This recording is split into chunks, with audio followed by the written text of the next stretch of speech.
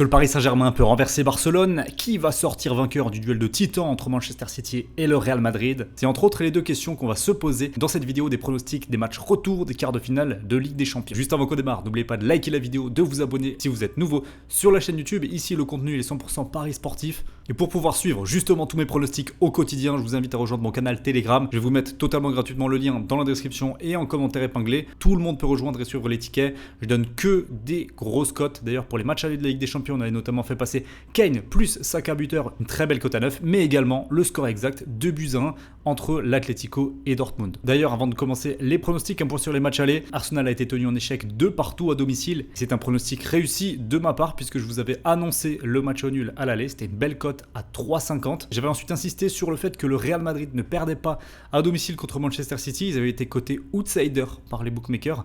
Au final 3 partout au terme d'un match vraiment magnifique. Même si je penchais plutôt vers une victoire du Real, au final ce nul il est bon dans mes pronostics. Atlético Madrid-Dortmund, j'avais tout bien analysé dans ce match là, même le score exact 2-1. Donc là-dessus c'est un 100% de réussite imperfecte. Et enfin Paris Saint-Germain-Barcelone, là c'est le seul match où j'ai pas réussi à bien pronostiquer à l'aller. Je pensais que Paris allait prendre l'avantage, allait s'imposer. J'avais dit le score 2-1 également. Le FC Barcelone est venu au Parc des Princes et s'en va avec un but d'avance, 3-2 score final au terme d'un match très équilibré, assez palpitant, mais qui offre encore tout son suspense pour le retour. Pour pronostiquer ces matchs-là, on va s'aider donc de BetClick, des cotes. Ça va nous permettre de voir comment les bookmakers envisagent ces quarts de finale retour. On va également aller sur l'un de mes outils favoris, qui n'est autre que SoccerStat, pour voir un petit peu plus en détail quels ont été les résultats des équipes dans la compétition. C'est souvent très très intéressant d'appréhender ça comme ça. Et donc nous, on va commencer par le bas. On terminera par Barcelone-Paris Saint-Germain, donc restez bien jusqu'à la fin de la vidéo. On partira donc en Allemagne, où le Bayern accueille Arsenal avec une cote de très léger favori. Là déjà, première chose, c'est que je ne comprends toujours pas la cote. Le Bayern est encore sous-estimé. Je m'étais déjà prononcé au moment du tirage au sort où j'avais dit que le Bayern allait sortir Arsenal. Le match aller me donne plutôt raison. Ce nul, il a quand même une saveur de victoire pour le Bayern, qui était quand même en grande difficulté en ce moment. Ils avaient perdu contre Dortmund, ils avaient perdu contre Heidenheim. Ils n'étaient donc pas en confiance. Ils ont fait un très bon match à Arsenal. Le nul 2 buts partout les arrange. Ils n'ont aucun but à remonter alors qu'ils ont déjà passé l'extérieur. Et surtout, on connaît la puissance du Bayern Munich à domicile en Ligue des Champions. C'est un rouleau compresseur qui, même lorsque l'équipe n'est pas à 100%, voilà, il reste quand même des joueurs de talent. On l'a vu au match aller, Harry Kane, Musiala, Gnabry. Il y a trop de talent dans cette équipe pour les prendre en outsider comme ça. Donc là encore une fois, je me penche plutôt en faveur d'un pronostic en faveur du Bayern Munich. Il y a le choix, le Bayern en sec à 2,43, Bayern au nul à 2,84, la qualif du Bayern à 1,82. Ici, moi, c'est une victoire du Bayern, en tout cas une qualification du Bayern à domicile. Si on regarde de plus près les statistiques de Munich en Ligue des Champions à domicile, c'est vraiment révélateur. Victoire 4-3 contre Manchester. Victoire 2-1 contre Galatasaray, un nul 0-0 face à Copenhague. Pour leur défense, le Bayern était déjà qualifié et sûr d'être premier. Et une victoire 3-0 contre la Lazio. Donc il n'y a pas eu de défaite cette saison et c'est tout le contraire pour Arsenal. À l'extérieur, ils ont été quasiment tout le temps en difficulté. Ils perdent à Lens sur le score de 2-1. Ils gagnent à Séville 2-1, d'accord. Mais ensuite, match nul au PSV Eindhoven et défaite à Porto 1-0. Donc il n'y a vraiment rien d'encourageant pour Arsenal à l'extérieur, qui en Première Ligue est une très bonne équipe à l'extérieur, il n'y a pas de souci là-dessus, mais en Ligue des Champions, comme je l'avais déjà évoqué la semaine dernière, ce n'est pas la même équipe, c'est une équipe qui n'a pas l'expérience, qui n'a pas le vécu, qui n'a pas le mental pour ce genre de rencontre, c'est pas du tout la même compétition, on ne peut pas comparer Première Ligue et Ligue des Champions, c'est impossible, donc là encore, des avantages accentués à l'extérieur pour Arsenal, qui vient renforcer mon pronostic. J'ai pas de crainte là-dessus. Le même soir, mercredi, Manchester City contre le Real Madrid. On a des Citizens côté largement favoris à 1,64 alors que le Real a la plus grosse cote, 4,42 pour ce match retour. Est-ce que c'est logique après un 3 partout à l'aller au Bernabeu? Je dirais oui et non parce que d'accord, l'avantage du terrain pour City, il est quand même important. L'avantage également des dernières confrontations. Sur les 7 derniers matchs récents, il y a une seule victoire pour le Real Madrid. Donc là, il faudrait réaliser vraiment un exploit d'aller gagner à City qui n'a pas perdu depuis 29 ou 30 matchs, il me semble, dans son stade. Donc avantage mérité aux Citizens. Après 1,64, ça me paraît quand même relativement bas. Le match aller, d'accord, il n'a pas été gagné par Madrid. Il y a eu quand même des circonstances atténuantes avec ce but dès la deuxième minute et cette faute de main de Lounine. 2 buts stratosphériques de Guardiola et de Foden à l'extérieur de la surface. Alors Foden, il peut le refaire, mais Guardiola ne le refera sûrement jamais dans sa carrière. Pour Madrid, il n'y a pas eu énormément de réussite sur cette allée et pour autant, ils s'en tirent quand même avec le match nul. Même quand City a renversé le match et est passé à 3-2, ils ont su revenir à 3-3, ce qui n'a pas été le cas du Paris Saint-Germain par exemple.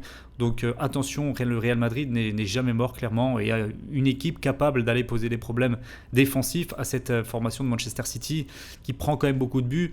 On va regarder un petit peu ce qui s'est passé en Ligue des Champions. C'est toujours la même chose par rapport à mon analyse de la semaine dernière. 0 défaite pour chacun des deux clubs, effectivement, mais avec des parcours, on va quand même le dire, qui sont assez simples, surtout peut-être pour Manchester City, qui n'a pas eu vraiment de grosses adversités. Il y a eu Leipzig, c'est l'adversaire le plus fort, d'accord. De l'autre côté, le Real a pris quand même le Napoli et Leipzig aussi. Mais voilà, ça va être une sacrée bataille. À noter qu'il n'y a eu qu'un seul clean sheet pour Manchester City cette saison en Champions League. C'est quand même incroyable. Un 3-0 contre les Young Boys de Berne à domicile, d'accord. Mais voilà, ils ont tout le temps pris des buts contre le Red Star, contre Leipzig, contre les Young Boys ici. Leipzig 2 buts, les Red Star 2 buts, Copenhague 1 but, Copenhague 1 but, même à domicile du coup.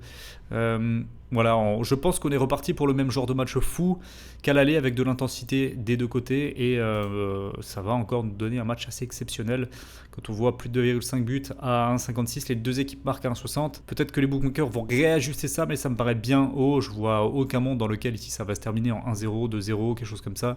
Ça va forcément être spectaculaire ici.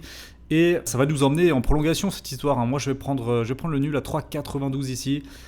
Ok, City a un avantage, mais il est mystique ce Real Madrid en Ligue des Champions. Donc pour moi, ils sont capables d'exploiter les failles de la défense Citizen qui en montrent à chaque match. Donc le nul est probable ici, avec un match, beaucoup de buts. Ça peut faire 2-2, ça peut refaire 3-3. On n'est pas à l'abri d'un match retour à nouveau légendaire. Donc là, il y aura des très très bons pronostics à prendre. N'hésitez pas à rejoindre le canal Telegram si vous ne voulez rien rater. Je pense que pour le coup, là, c'est vraiment très très important. On remonte avec Dortmund contre l'Atlético. C'est bel et bien le Borussia qui est favori pour ce retour. Cote à 2,17, 3,50 pour le nul et 2,90 pour l'Atlético Madrid.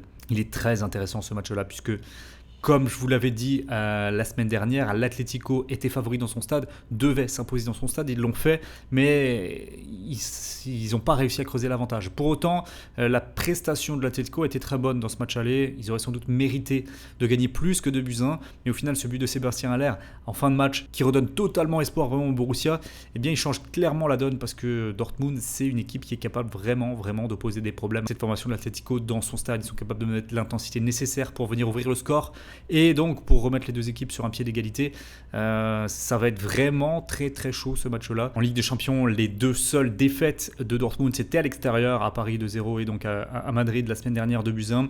Sinon, à domicile, c'est globalement que des matchs bien maîtrisés. Il y a le 2-0 contre Eindhoven, victoire sèche. Il y a le 1-1 contre Paris, alors que Dortmund était déjà qualifié et que le nul leur garantissait la première place. Et je me souviens qu'ils avaient fait une excellente première période où vraiment ils avaient mis le feu au PSG. Et il y a également une victoire 2-0 contre Newcastle et un match nul 0-0 contre le Milan AC. Vraiment, Dortmund n'est pas à prendre à la légère, et je pense que la cote de favori à 2,17 ici, elle n'est pas galvaudée pour Dortmund, qui a un vrai avantage dans son stade de revenir dans la course, d'au moins égaliser, donc de gagner par un but d'écart, d'emmener cette équipe de l'Atlético en prolongation. Dans tous les cas, c'est très équilibré, puisque même à l'extérieur, au final, l'Atlético n'a qu'une seule défaite, c'était 1-0 sur la pelouse de l'Inter. Alors vous me direz, ce score d'1-0, ça les enverrait en prolongation, et honnêtement, c'est pas une issue impossible.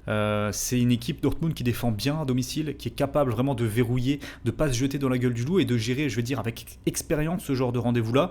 Donc l'Atlético est tout à fait capable de s'incliner 1-0. Autrement, à l'extérieur, il y a eu un match nul sur la pelouse de la Lazio, 1-1, 2-2 contre le Celtic et 3-1 victoire Feyenoord. Donc au final, une seule victoire à l'extérieur pour l'Atlético cette saison en Champions League, c'est à souligner. Et c'est à peu près la même chose en championnat. C'est une équipe qui est quand même beaucoup plus performante à domicile qu'à l'extérieur. Donc il y a un vrai danger. Et ici, par rapport à tous les éléments que je vous dis, je ne vois pas mettre autre chose que la victoire de Dortmund. Alors par un ou plusieurs buts d'écart, c'est la question. Je pense un but d'écart, honnêtement, ça peut partir en prolongation ce match. C'est quand même logique. Donc une victoire 1-0 ou 2-1 de Dortmund. Le 1-0 est mon score préférentiel ici, je pense. On va voir juste si au niveau des cotes, les bookmakers disent la même chose que moi. Le score le moins bien coté ici, c'est le 2-1. Cote à 7,20. Le 1-0 est coté à 11. Très belle opportunité ici. Très belle opportunité ici. Et non, il y a moins que 7,20. Il y a un partout à 6,80. Un partout qui qualifierait l'Atlético. Donc, ouais. Le 1-0 ici à 11. J'aime bien. Allez, on va terminer par Barcelone-Paris Saint-Germain. Cote à 2,07 pour le Barça, 3,65 le nul, 3,02 pour le PSG. Donc il faut que Paris s'impose par un but d'écart pour aller en prolongation. Plus d'un but pour se qualifier directement. Ça va être difficile, certes, mais impossible, non, loin de là. Il n'y a qu'un but d'écart, rien n'est fait. Le match aller, on a vu qu'il a été très équilibré. Alors, il a été marqué par des cadres du côté Paris Saint-Germain qui n'ont pas répondu présent. Je pense à Donnarumma, je pense à Mbappé, je pense à Luis Enrique également. On va dire les 3 hommes forts au final, hein. Le gardien de but, l'attaquant le plus décisif et le coach n'ont pas répondu présent dans ce match aller, puisque Luis Enrique s'est trompé quand même dans ses choix d'hommes, dans son milieu de terrain qui a été en grande difficulté face au milieu de terrain barcelonais qui n'a pas pris le dessus du tout, alors qu'il y avait des choix différents qui auraient pu être faits clairement de la part de Luis Enrique, qui a innové, qui a tenté. Ça n'a pas marché, ça n'a pas fonctionné. Mbappé ne peut pas être pire, je pense, qu'au match aller, on va pas se le cacher. Donnarumma peut à nouveau faire des boulettes au retour, ça c'est possible, parce qu'il a un plafond de verre en Ligue des Champions qui fait que ce gardien n'est pas fiable. Donc ça par contre c'est pas très rassurant, mais du point de vue Luis Enrique et Mbappé, je pense que ça sera difficile de faire pire sur ce retour. Au contraire, Barcelone a été très bon sur l'aller, a bien répété sa partition, et attention à ne pas être un petit peu en surconfiance, puisque je pense qu'ils venaient pas forcément favoris au Parc des Princes, et pour autant ils se sont imposés. Attention à ne pas se voir trop beau, attention à ne pas voir la qualification trop rapidement acquise. Je pense que ce PSG là, qui est en position d'outsider maintenant, est dangereux, très dangereux pour le Barça en toute objectivité, puisque c'est pas un statut qui est facile à assumer pour le Barça. Ils sont capables de se faire peur, c'est pas une équipe qui réalise une saison de toute tranquillité. Cependant, en Ligue des Champions, on peut pas leur enlever qu'ils répondent présent, avec que des victoires à domicile, 3-1 contre le Napoli, 2-1 contre Porto, 2-1 contre le Shakhtar et 5-0 contre Anvers. Ok, Anvers, Shakhtar et Porto, on peut sous-estimer, minimiser un petit peu la performance. Autant contre le Napoli, 3-1, c'était quand même bien sympa comme match, avec 2 buts directement marqués dans les 17 premières minutes. Donc il menait 2-0 à la 17e. Globalement, c'est un match totalement maîtrisé de la part du Barça. Donc ça fait peur, et surtout Paris à l'extérieur, c'est 4-1 perdu contre Newcastle, 2-1 perdu contre le Milan et un partout réalisé à l'arraché face à Dortmund qui avait levé le pied clairement parce qu'ils étaient déjà qualifiés. Donc il n'y a pas vraiment là de signes encourageants. Après, il y a quand même une chose à dire, je pense, c'est que Paris est meilleur que durant la phase de Ligue des Champions. On l'a vu contre la Real Sociedad, ils se sont imposés, même au retour 2-1 sur la pelouse de la Real Sociedad, en vraiment maîtrisant le match. But à la 15e, but à la 56e, il y a eu le 2-1 à la 89e avec un Paris déjà relâché, mais ils ont montré de l'amélioration, et c'est en ce sens-là qu'on peut voir vraiment quelque chose de positif du côté du Paris Saint-Germain. Autre chose de très positif, c'est la dernière confrontation entre les deux clubs à Barcelone. Alors, c'était au Camp Nou, là, je ne l'ai pas précisé, c'est vrai, mais le match se joue à Montjuïc, donc pas directement au Camp Nou, pas directement à domicile, même si ça reste à Barcelone, c'est pas dans leur stade, c'est pas dans le Camp Nou. La dernière fois donc que Paris était venu à Barcelone, ils avaient mis 4 buts. Ils s'étaient imposés 4-1. Alors c'était une autre époque, pas forcément meilleure pour Paris, mais sans doute meilleure pour le Barça. Au niveau des compos d'équipe, on peut voir quand même que c'était pas si ridicule que ça, le Barça. Messi, Dembélé, Griezmann en attaque, Pedri, Busquets, De Jong au milieu. Alors d'accord, il y avait une charnière centrale, Gérard Piqué, Clément Langlais qui fait peur, Serginho Dest également. Donc voilà, défensivement ils avaient pris l'eau. Mbappé attaquait sur le côté de Serginho Dest, il avait mis un triplé, c'était cadeau. But de Moïse Kean également. Une équipe du Paris Saint-Germain, voilà, Navas, Kimpembe, Marquinhos, c'est quand même plus solide que ce qu'il y a actuellement. Le milieu Verratti, Paredes, Gay peut paraître également plus solide, et la ligne d'attaque, Icardi n'a jamais été très bon avec Paris. Moïse Kean un petit peu mieux, mais c'était pas extraordinaire non plus.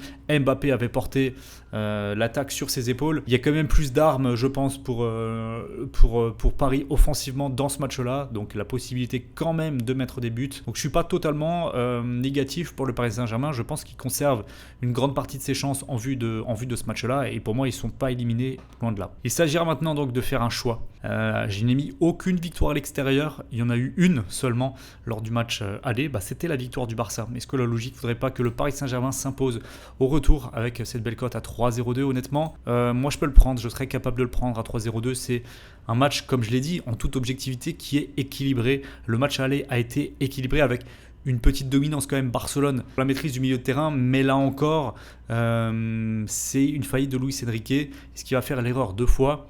Non, je pense que c'est quand même un coach assez sensé pour reconnaître ses erreurs et pour partir avec un 11 qui va être beaucoup plus en capacité de répondre techniquement à ce qu'a proposé le FC Barcelone, qui mentalement, là aussi, il ne faudra pas se voir en demi-finale tout de suite pour les Barcelonais parce qu'ils ont dominé ce match aller. On a une équipe qui est quand même relativement inexpérimentée à ce niveau. Il y a beaucoup de jeunes, il y a beaucoup de ces joueurs qui n'ont pas vécu de grandes épopées avec le Barça, puisque le Barça, quand même, en Ligue des Champions, c'est une équipe qui n'est pas fiable depuis plusieurs saisons. Donc, entre deux équipes pas fiables, ça pourrait bien aller en prolongation. D'ailleurs, ce serait assez fou. Donc, pour moi, ouais, victoire par un but d'écart de Paris sur ce match retour. Et ça me fait une belle carte. Paris, Dortmund, le match nul et le Bayern. Qualification City-Real, on verra. Sur Telegram, je vous donnerai tous mes avis. En tout cas, voici mes analyses pour ces matchs retour des quarts de finale de Champions League. N'hésitez pas à me dire dans les commentaires ce que vous avez pensé de ma vidéo. Est-ce qu'elle vous a aidé dans vos pronostics? Est-ce qu'elle a été intéressante pour vous? Et nous, on va se retrouver très rapidement pour d'autres pronostics, peut-être sur la Ligue Europa ou bien au minimum sur les championnats européens de football. Merci à tous. N'oubliez pas de liker la vidéo et on se retrouve très vite sur les réseaux. Ciao.